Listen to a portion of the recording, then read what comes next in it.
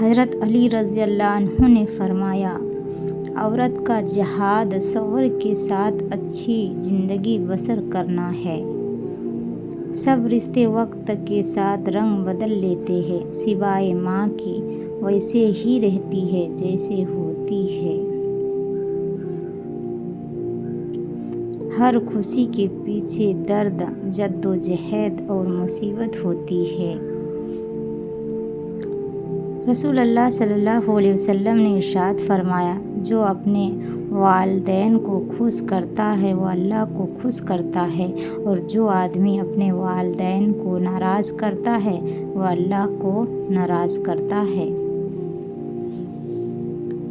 حقیقت: جب انسان تنہائی کو پسند کرنے لگ جائے تو سمجھ لو کہ وہ لوگوں کی حقیقت جان چکا ہے۔ استغفار: رسول اللہ صلی اللہ علیہ وسلم نے فرمایا، بندہ اس وقت تک اللہ تعالیٰ کے عذاب سے امن میں رہتا ہے جب تک اللہ تعالیٰ سے استغفار کرتے رہتا ہے۔ خاموش: لوگ اپنے رویے پر غور نہیں کرتا، ناراض رہنے کی وجہ پوچھتے ہیں۔ رسول اللہ صلی اللہ علیہ وسلم نے ارشاد فرمایا، ایک عورت کی بدکاری 1000 بدکار مردوں کی بدکاری جیسی ہوتی ہے، اور ایک نیک عورت نیکی 70 صادقوں کی نیکی جیسی ہوتی ہے۔ اللہ تعالیٰ کے فیصلوں پر یقین رکھو، زندگی بہت آسان ہو جائے گی۔ فرمان مصطفیٰ صلی اللہ علیہ وسلم: رات کی تاریکی میں مسجد کی طرف چلنے والوں کو قیامت کے دن ملنے والے کا مال نور کی بشارت دے دو۔ دنیا میں عورت کو سب سے زیادہ عزت حضرت محمد صلی اللہ علیہ وسلم نے دی۔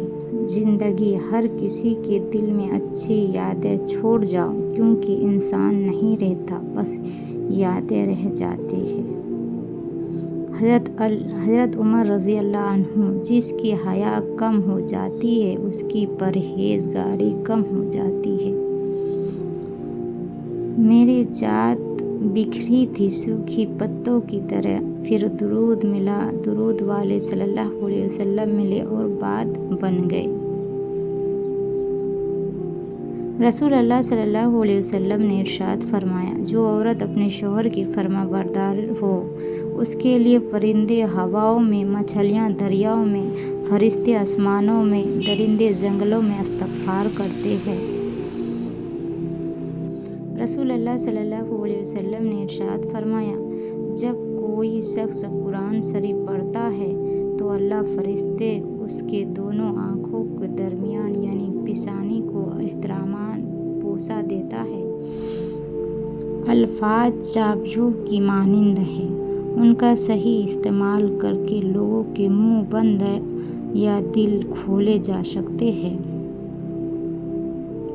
مجھے یقین ہے کہ میرا صبر ایک دن معجزوں کی دروازہ ضرور کھولے گا۔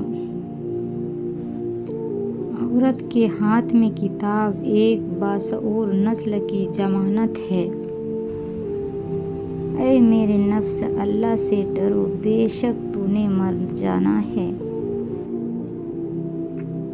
کسی مضبوط پہاڑ کا اتنا بوجھ نہیں ہوتا جتنا بے قصور پر تہمت لگانے کا ہوتا ہے۔ رسول اللہ صلی اللہ علیہ وسلم نے ارشاد فرمایا، جب عورت اپنے خاوند کے سوا کسی غیر کے لیے زینت کرے تو وہ اس کے لیے آگ عیب ہے۔ ہم لوگ نیک بننا نہیں، صرف نیک دکھانا اور نیک کہلوانا چاہتے ہیں، اور یہ منافق کا سب سے اعلیٰ درجہ ہے۔ رسول اللہ صلی اللہ علیہ وسلم نے ارشاد فرمایا، جو عورت اپنے خاوند کی اجازت کے بغیر گھر سے نکل جایا کرتی ہے، وہ گھر آنے تک یا خاوند کے راضی ہونے تک اللہ تعالیٰ کی ناراضگی میں رہتا ہے۔ لوگ آپ کے حالات سے ہاتھ ملاتا ہے، آپ سے نہیں، یہ زندگی کی تلخ حقیقت ہے۔ بہت زیادہ فکر نہ کرو بلکہ بہت زیادہ استغفار کرو۔ استغفار کرنے سے اللہ تعالیٰ تمہارے لیے وہ دروازہ کھول دے گا جو فکر کرنے سے ہرگز نہیں کھولیں گے۔ جانتی ہوں میرے ماں کو 9 مہینے لگا میرا دل بنانے میں۔ میں نے کسی کو اتنا حق نہیں دیا کہ وہ اسے 9 سیکنڈ میں توڑ دے۔ میں نے اپنی زندگی کو اتنا سستا نہیں بنایا کہ 2 ٹکے کے لوگ آ کر کھیل جائیں۔ میرا وجود کسی تعریف یا عزیز کا محتاج نہیں۔ جانتی ہوں میں بہت خاص ہوں کیونکہ اللہ بیکار چیز بناتا بھی نہیں۔ ماشاءاللہ، شیئر کر دے کامنٹ۔